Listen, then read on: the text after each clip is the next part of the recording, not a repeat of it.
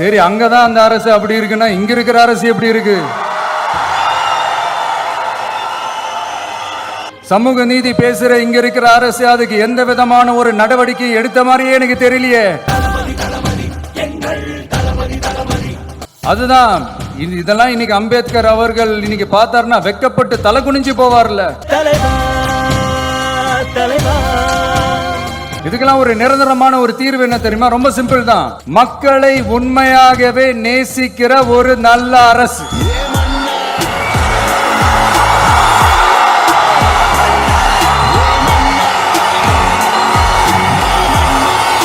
சரி, அங்கதான் அந்த அரசு அப்படி இருக்குன்னா இங்க இருக்கிற அரசு எப்படி இருக்கு?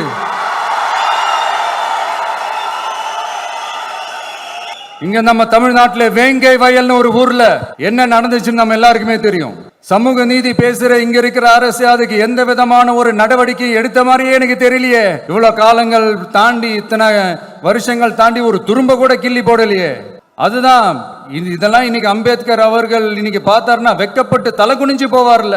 ஆனா நடக்கிற பிரச்சனைகள் ஒன்னா ரெண்டா? பெண் குழந்தைகளுக்கு எதிரா, பெண்களுக்கு எதிரா, ஏன் மனித உயிர்களுக்கு எதிரா? இதெல்லாம் நம்ம பார்க்கிறோம், படிக்கிறோம், மத்தவங்க கிட்ட இருந்து கேட்டு தெரிஞ்சுக்கிறோம். இதுக்கெல்லாம் ஒரு நிரந்தரமான ஒரு தீர்வு என்ன தெரியுமா? ரொம்ப சிம்பிள் தான். நம்ம தமிழ்நாட்டு மக்களுக்கு தேவையான அடிப்படை வசதிகளை பாதுகாப்புடன் முறையாக முழுமையாக அளிக்கும் மக்களை உண்மையாகவே நேசிக்கிற ஒரு நல்ல அரசு.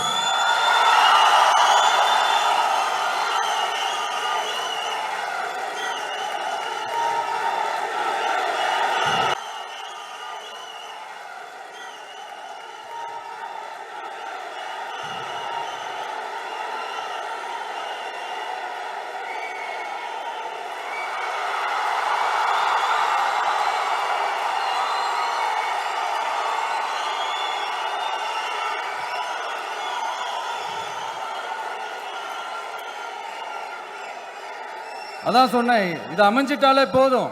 அதான் ரொம்ப சிம்பிள்னு